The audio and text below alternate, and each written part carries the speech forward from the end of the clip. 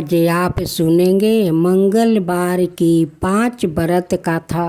राधे राधे भक्तजनों, अब आप सुनेंगे हनुमान जी की कहानी। हे गुरुदेव, क्या मुझे पवन हनुमान के दर्शन हो सकते हैं? यदि ऐसा है तो हम प्रतिदिन 1000 लोगों को भोजन कराएंगे। प्रभु उस दृष्टि को देखकर प्रसन्न होंगे, परंतु हनुमान जी को हम उन्हें पहचानेंगे कैसे? 1000 हनुमान भक्त को भोजन कराने की व्यवस्था की गई। प्रथम दिन राजन 1000 पतलों लगा दी गई है और भोजन परोस दिया गया है। भक्त गणों प्रतीक्षा कर रहे हैं, परंतु राजन वो बात नहीं है। पंडाल में केवल लोग ही बैठे हैं। एक स्थान खाली बचा हुआ है, उसको भी भर जाने दो। राजन हनुमान जी को भक्तों को भोजन कराने से बड़े पसंद होते हैं। वो सवाए ऐसे भोज में सम्मिलित होते हैं। यदि उनकी कृपा हुई तो तुम उन्हें अवश्य पहचान सकोगे, परंतु क्या यह उचित नहीं कि मैं सवाए जाकर उन सब भक्तों को आदर सत्कार करूं? हम एक व्याकृत के लिए अनाए लोगों के धैर्य की प्रतीक्षा नहीं लेना चाहिए। हो सकता है कि ईश्वर को लगता है कि आज के लिए व्याकृत ही पर्याप्त है, भक्तों को प्रतीक्षा करवाना उचित नहीं होगा। चलो अंदर चलो। मैं आप सबको निमंत्रण स्वीकार करने के लिए धन्यवाद देता हूँ। मैं निश्चित ही बड़ा भाग्यशाली हूँ। कृपया मुझे आशीर्वाद दे।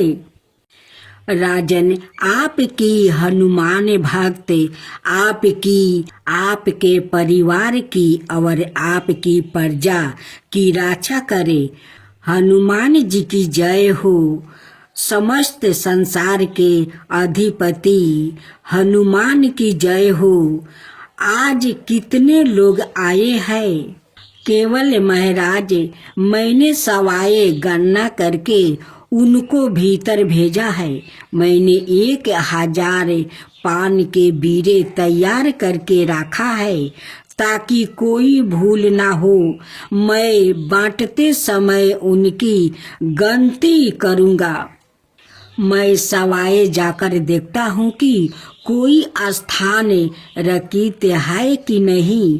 आप भी मेरे साथ चलिए। ठीक है, मैं सवाए सभी को गिन कर पान दूंगा। मैंने 1000 पान अलग रखे हैं। राजन भोजनशाला के द्वार पर राजा सवाए जब को पान का बीड़ा देने लगे। सभी ने राजा को भूरी भूरी आशीर्वाद दिया। आत्माएं, आप इतने चिंतित क्यों हैं? हे राजन, मुझे पता नहीं यह भूल कैसे हो गई। क्या मैंने कहा नहीं था कि केवल लोग ही आए हैं? पर अब यहाँ 1000 लोग भोजन कर रहे हैं। मैंने अच्छी तरह गिना है। हमने तो यही संकल्प लिया था कि 1000 लोग को भोजन कराएंगे। हनुमान पवन पुत्रा की यही इच्छा होगी। यहाँ तो 1000 लोग भोजन कर रहे हैं। राजन, यह सचमुच ही आश्चर्य की बात है।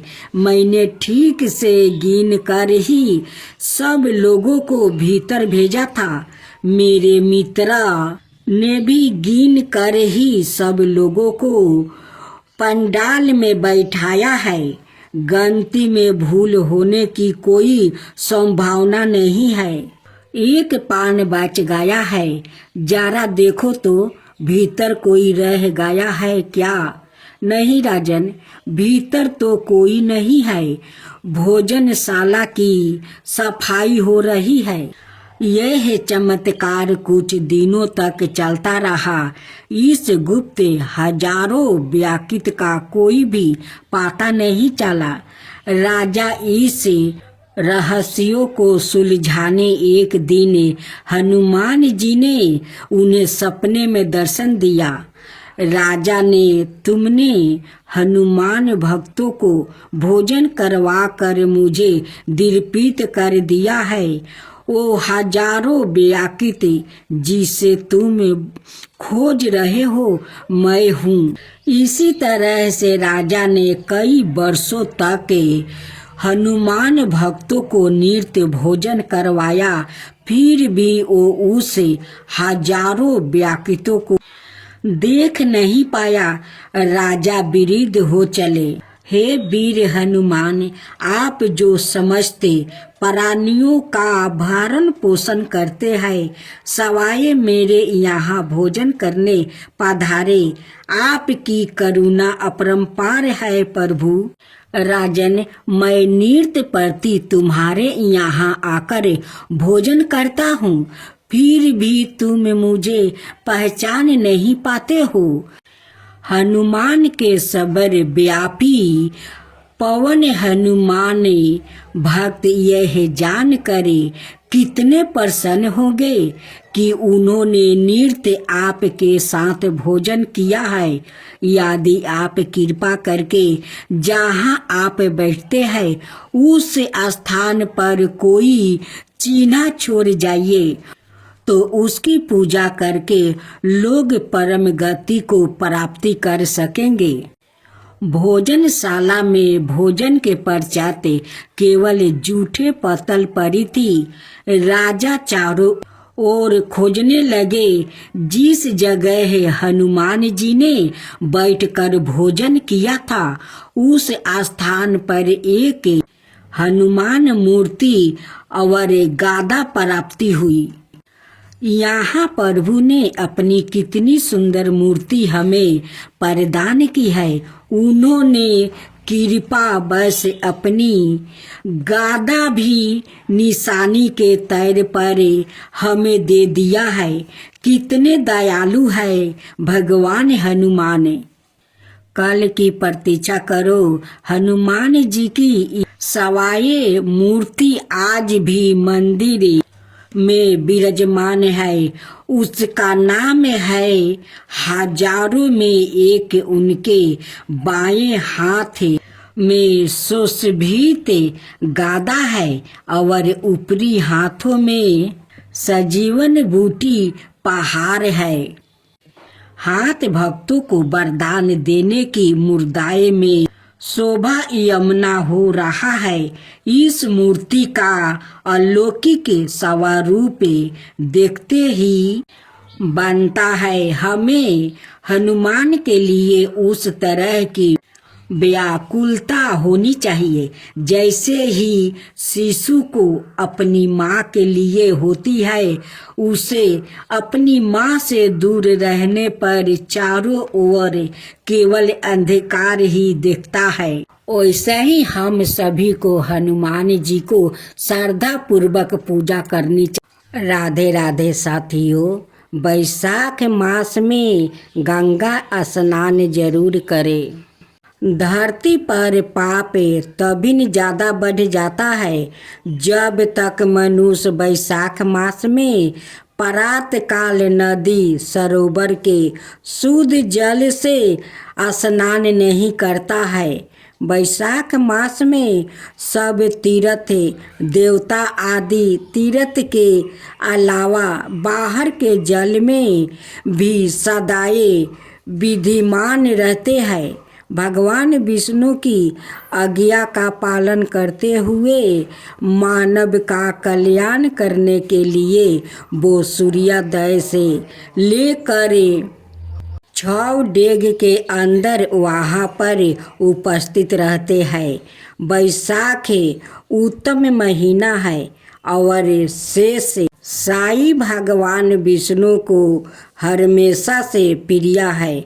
जो पुण्य सब दानों में मिलता है और जो फल सब तीर्थों के दर्शन से प्राप्ति होता है, उसी पुण्य और फल की। अब आइए जानते हैं वैशाख मास की पूजा विधि। चैत्र माहे की पूर्णिमा और हनुमान जयंती के साथ ही वैशाख माहे के स्नान पर्व की परंपरा आरंभ हो जाती है। हिंदू पंचांग के अनुसार प्रत्येक माहे किसी न किसी रूप में बहुत ही प्रभावशाली रूप से अक्सर डालने वाले होता है। वैशाख मास में श्री विष्णु भगवान का पूजन और गंगा स्नान की महत्ता बहुत अधिक रही है। इस माह के आरंभ से ही वैशाख माहे स्नान का आरंभ होता है। इस पर्व के दौरान पवित्र नदियों और धर्म स्थलों पर लोगों का आना आरंभ होने लगता है। इस माह का प्रत्येक दिन किसी न किसी रूप में पूजा पाठ और जप तप के संदर्भ में बहुत ही शुभदायक होता है। शास्त्रों के अनुसार वैशाख प्रतिपदा से ही गर्मी शुरू हो जाती है और वही देश के अलग अलग स्थानों पर इस उत्साह को अलग अलग नामों से मनाया जाता है। पंजाब में बैसाखी का पर्व होता है। बंगाल में पहला बैसाख, आसाम में बिहू बिशु जैसे नाम होते हैं। ओडिशा में पाना संक्रांति इत्यादि नामों से माना जाता है। इस बरस वैशाख स्नान का आरंभ 12 अप्रैल से शुरू होकर 12 मई तक रहेगा। वैशाख माह की लंबी अवधि फलदायी होती है। इसी के साथ प्रयागराज और हरिद्वार में इस मौके पर भक्तों का जमावड़ा होता है। वैशाख मास पर कई महात्म्यपूर्ण पर्व भी आते हैं, जिनके समय वैशाख स्नान की उत्तम तिथि भी होती है। इस समय पर स्नान का महत्व कई गुना बढ़ जाता है। वैशाख मास की शुरुआत अप्रैल और मई के मध्यम में होती है। कहा गया है कि वैशाख नक्षत्र से संबंध होने के कारण इस माह को वैशाख नाम प्राप्ति हुआ है। इस समय के दौरान जीवन को सुखी और समृद्धि करने के अनेकों अवसर मिलते हैं। इस शुभ समय पर जितना भजन कीर्तन और दान किया जाए, वो कई गुना शुभता देने में सहायक बनता है। इस वैशाख मास में भगवान श्री विष्णु देवी की उपासना का विधान है। श्री बांके बिहारी जी की चरणों के दर्शन भी इसी मास में होता है। वैशाख माह की प्रतिपदा से ही इस माह के शुभ दिनों का आरंभ होता है। इस दिन पवित्र नदियों अथवा जलाशयों इत्यादि में स्नान किया जाता है। अगर यह सब संभव न हो पाए तो घर पर ही नहाने के पानी में गंगा जल मिलाकर स्नान किया जा सकता है। साफ स्वच्छ वस्तु धारण करते हुए श्री विष्णु भगवान का स्मरण किया जाता है। तुलसी का पौधा भी लगाया जाता है और संपूर्ण माह इसकी पूजा होती है। इसके साथ ही रात्रि जागरण भजन कार्य होता है। पूजा अर्चना के लिए श्रद्धालुओं और भक्तों की भीड़ सभी मंदिरों और धर्म स्थलों पर भी लगनी आरंभ हो जाती है।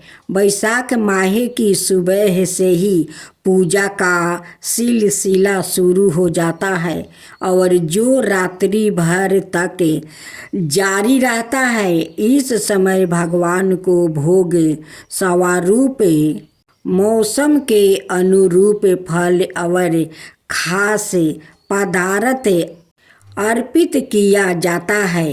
पानी का दान इस समय पर बहुत ही प्रभावशाली माना गया है।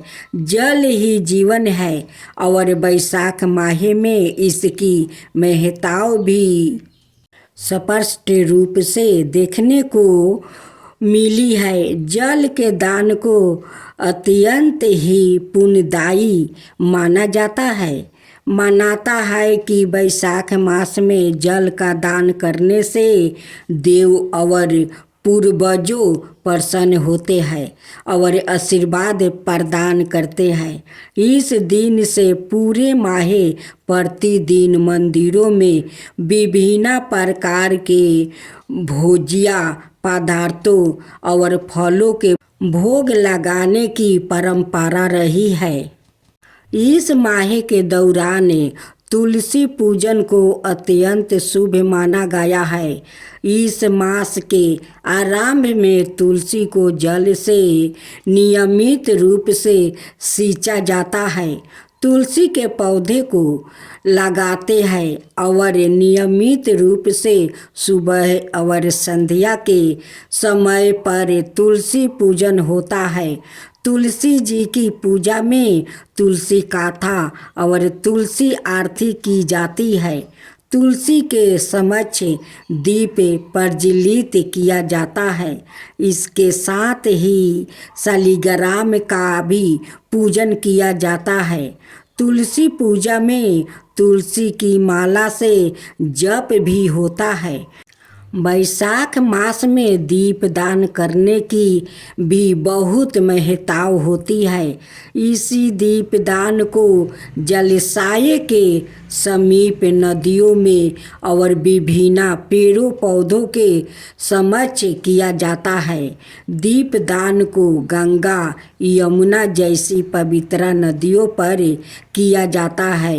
घरों पर भी मुख्य दरवाजे पर दीप जलाया जाता है।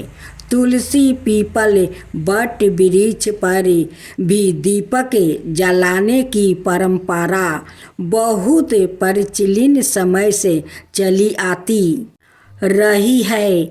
दीपदान को प्रातःकाल समय और शाम के समय पर किया जाता है। दीपदान के समक्ष मानता है कि इसके प्रकाश के समक्ष जीवन के सभी अंधकार दूर होते हैं। जीवन में सकारात्मकता का प्रभाव बनता है।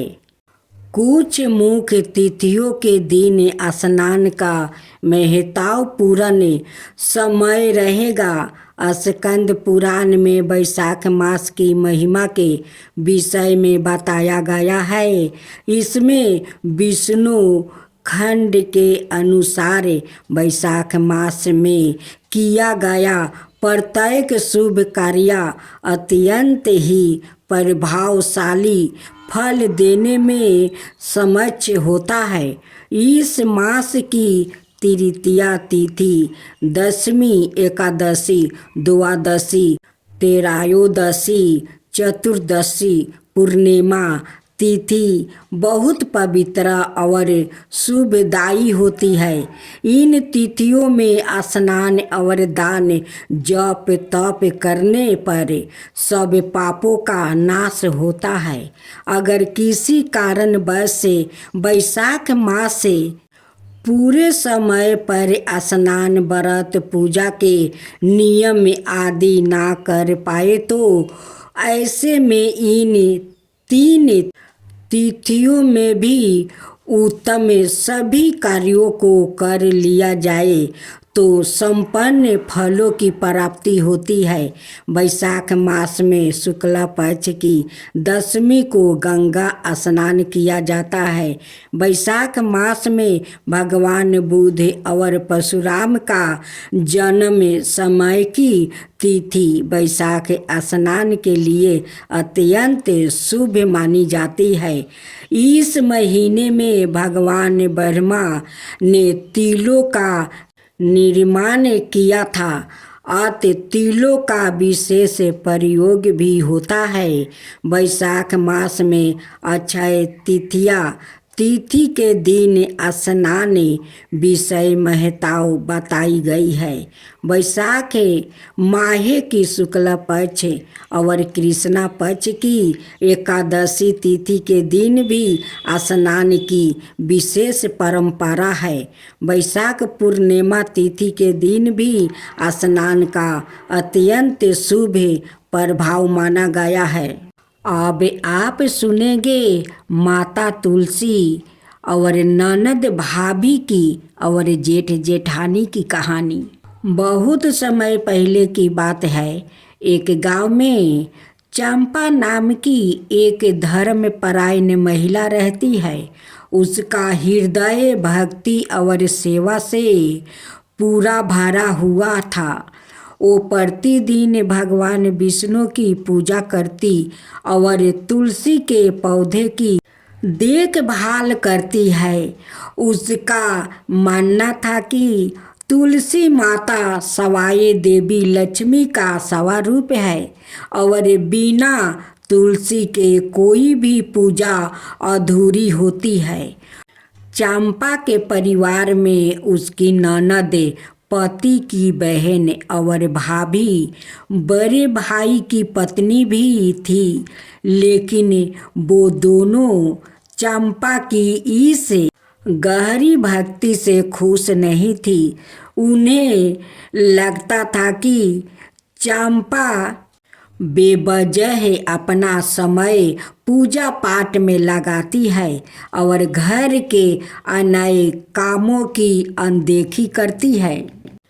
चंपा की ननद स्वभाव से चंचल और थोड़ी ईर्ष्या करती थी। उसे लगता था कि उसका भाई चंपा का पति अपनी पत्नी के भक्ति भाव से अत्यधिक प्रभावित होकर उसे अधिक प्रेम करता है। यह बात उसे चुभती थी और इसलिए वो चंपा को नीचा दिखाने का हर संभव प्रयास करती है। जेठानी को भी चंपा से जलन थी। चंपा की सरलता और भक्ति के कारण गांव में हर कोई उसकी प्रशंसा करता था। लेकिन जेठानी देवरानी को यह पसंद नहीं था। वो अक्सर कहती, दिन भर पूजा करने से पेट नहीं भरता है। भगवान ने आज तक किसी को खुद आकर खाना खिलाया है। जब चंपा सुबह सुबह स्नान करके भगवान विष्णु की पूजा में बैठती है तो उसकी ननद और जेठानी जानबूझकर उसे तंग करने के लिए कोई ना कोई काम निकाल लेती है। कभी कहती है घर की सफाई कर दो वरना सासू माँ नाराज हो जाएगी। कभी कहती है चूल्हे में आग बुझा गई है, तुम ही जाओ और फिर से जलाओ। और कभी कभी तो सीधे ताना मारती है, इतनी पूजा करती है फिर भी कोई चमत्कार क्यों नहीं होता है। चंपा यह सब सहन करती है, लेकिन उसने कभी भी भगवान की भक्ति को नहीं छोड़ती है। भगवान विष्णु अपने भक्तों की परीक्षा अवश्य लेते हैं और कहीं उन्होंने चंपा के साथ भी किया। एक दिन जल तुलसी पूजा कर रही थी तब उसकी ननद और जेठानी ने एक योजना बनाई। उन्होंने तुलसी के पौधे को उखाड़ने का निश्चित किया। उनका विचार था कि यदि तुलसी का पौधा ही नहीं रहेगा तो वो पूजा कैसे करेगी। जब चंपा घर के काम में व्यस्त थी तब उसकी ननद और जेठानी ने मिलकर तुलसी के पौधे को जड़ से उखाड़ दिया और उसे पास के नदी में बहा दिया। जब चंपा वापस आई और देखी कि उसका तुलसी का पौधा गायब है तो उसकी आंखों से आंसू बहने लगा। उनसे निश्चित भाव से भगवान विष्णु का स्मरण किया और कहा, हे प्रभु, अगर मेरी भक्ति सच्ची है तो मेरी तुलसी माता फिर से प्रकट हो जाए।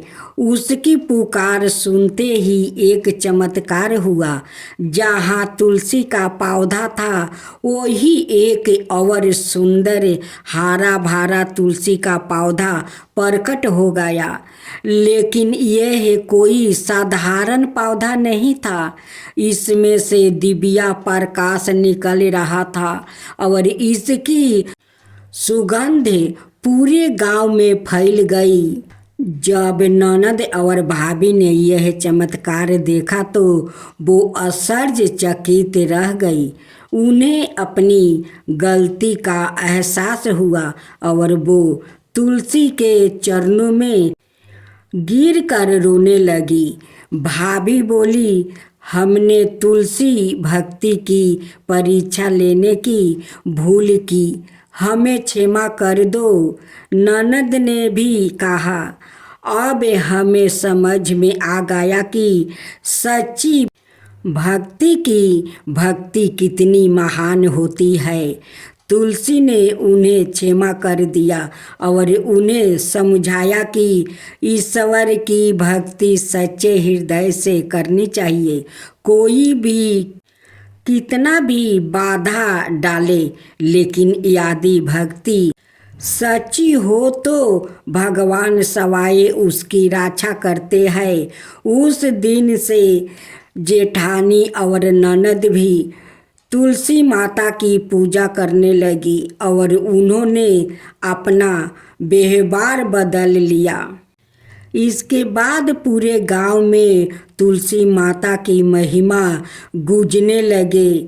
लोग तुलसी के पौधे को पूजने लगे और उन्हें विश्वास हो गया कि भगवान विष्णु के साथ साथ तुलसी माता का भी पूजन करना आवश्यक है। अब आप सुनेंगे माँ अन्नपूर्णा की कहानी। पौराणिक ग्रंथों के अनुसार प्राचीन समय में किसी कारणवश धरती बंजर हो गई, जिस वजह से धान अन्न उत्पन्न नहीं हो सका। भूमि पर खाने पीने का सामान खत्म होने लगा, जिससे पृथ्वी वासियों की चिंता बढ़ गई। परेशान होकर वो लोग ब्रह्मा जी और श्री हरि विष्णु की शरण में गया और उनके पास पहुँच कर उनसे इस समस्या का हल निकालने की प्रार्थना की। इस पर ब्रह्मा और श्री हरि विष्णु जी ने पृथ्वी वासियों की चिंता को जाकर भगवान शिव को बताया। पूरी बात सुनने के बाद भगवान शिव ने पृथ्वी लोक पर जाकर गहराई से निरीक्षण किया। इसके बाद पृथ्वी वासियों की चिंता दूर करने के लिए भगवान शिव ने एक भिखारी का रूप धारण किया और माता पार्वती ने माता अन्नपूर्णा का रूप धारण किया। माता अन्नपूर्णा से भिक्षा मांग कर भगवान शिव ने धरती पर रहने वाले सभी लोगों में यही अन्न बांट दिया।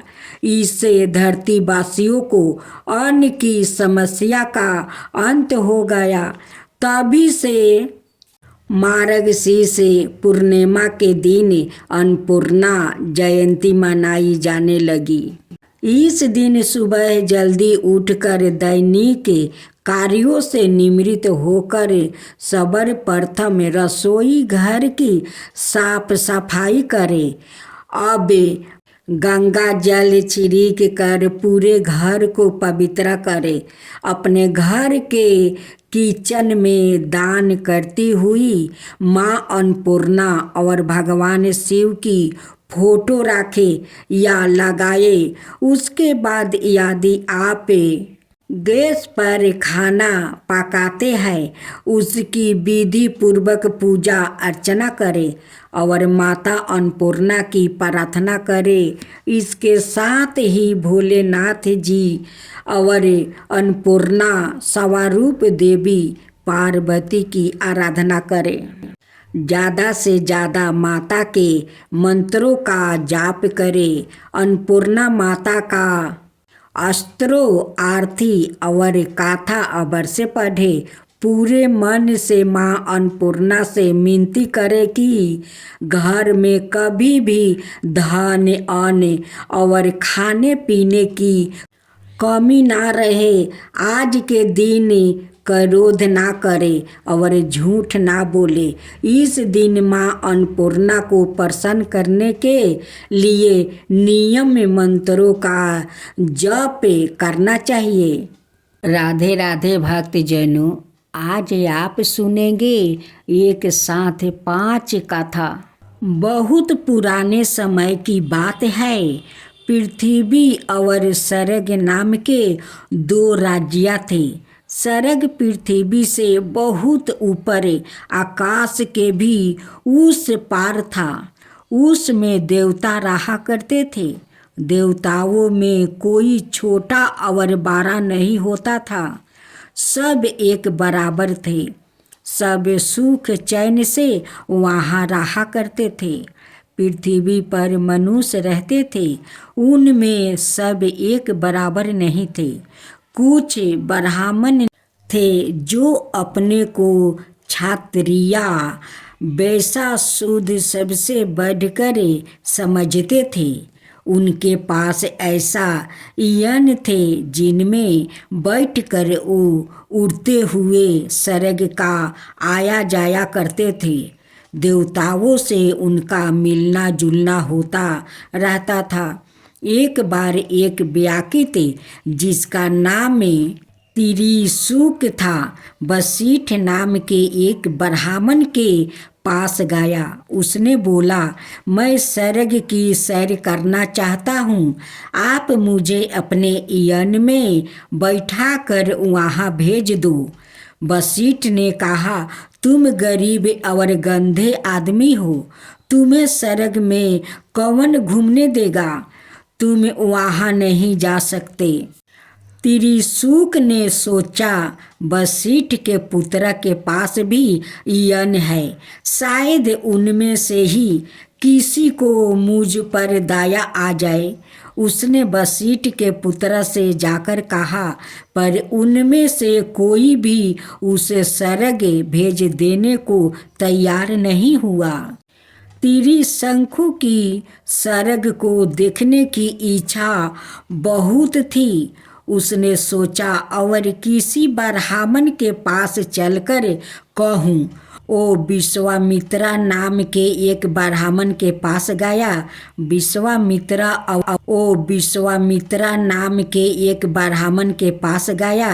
विश्वामित्रा और वशिष्ठ में बैर था, इसलिए उसने त्रिशंकु से कहा, तुम गरीब और गंधे हो तो क्या हुआ? हो तो तुम भी हमारी तरह मनुष्य। मैं तुम्हें अपने यन में बैठाकर स्वर्ग की सैर करने के लिए भेज दूंगा। लेकिन विश्वामित्र को डर था कि उनके ऐसे करने से कहीं दूसरे ब्राह्मण नाराज ना हो जाए। इसलिए उन्होंने ब्राह्मणों को अपने घर पर भोजन के लिए आमंत्रित किया। वशिष्ठ को भी उसमें बुलाया पर वो आया नहीं। विश्वामित्र ने सब ब्राह्मणों को बड़े प्रेम से भोजन कराया। चलते समय ब्राह्मणों ने विश्वामित्र की बड़ी प्रशंसा की। जब सब चल गए तो विश्वामित्र ने त्रिशंकु को अपने यन में बैठाकर स्वर्ग की सैर करने के लिए भेज दिया। स्वर्ग के देवताओं को जब यह पता चला कि पृथ्वी से एक मनुष्य यन में बैठकर उड़ता हुआ स्वर्ग की ओर बढ़ता चला आ रहा है, तो इंद्र देवता ने आगे बढ़कर त्रिशंकु के यन में टक्कर मार दिया और उसे नीचे ढकेल दिया। त्रिशंकु पृथ्वी की ओर गिरने लगा। विश्वामित्र को देवताओं की यह बात बहुत बुरी लगी। उन्होंने यह निश्चय कर लिया कि त्रिशंकु को स्वर्ग में भेजकर ही रहेंगे।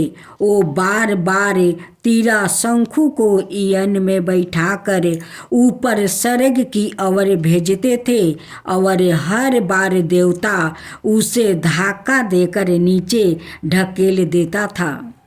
इस प्रकार त्रिशंकु को ऊपर भेजने और उसके लौट कर नीचे पृथ्वी पर आने का सिलसिला बहुत दिनों तक जारी रहा। स्वर्ग पृथ्वी से बहुत दूर था, इसलिए एक बार के ही आने जाने में कई दिन लग जाते थे। अंत में विश्वामित्र को एक उपाय सूझा। उन्होंने ऐसा ही किया। उन्होंने 100 यानों एक 12 सा बेड़ा बनाकर आकाश के पार ले जाकर खड़ा कर दिया। त्रिशंकु का यन जैसे ही उड़ता हुआ स्वर्ग के पास तक जाता, इंद्र देवता उसे धक्का मारकर नीचे गिरा देते थे। तब त्रिशंकु यानों के उस बेड़े पर ही रुक जाता था और वहीं से उड़ना भर कर यान को फिर स्वर्ग की ओर ले जाता था। विश्वामित्र के पुत्र धीरे धीरे बड़े को और उड़ाते रहते। इस प्रकार उनका बेड़ा स्वर्ग के बहुत पास तक पहुंच गया। इससे त्रिशंकु को अपना यन बार बार उड़ा कर स्वर्ग की ओर ले जाने में आसानी हो गई। कोशिश करते करते एक दिन त्रिशंकु ने अपना यन बेड़े पर से इतनी तेज से उड़ाया कि वो सिर्फ से ऊपर निकल गया। धक्का मारने के लिए तैयार इंद्र देवता उसे देखते ही रह गया। त्रिशंकु स्वर्ग में पहुंच गया। त्रिशंकु ने स्वर्ग में खूब सैर की। उसे वहाँ बहुत अच्छा लगा। विश्वामित्र के 100 पुत्र अपने अपने यन लेकर वहाँ से नीचे पृथ्वी पर लौट आया और त्रिशंकु के नीचे लौट कर आने की प्रतीक्षा करने लगा।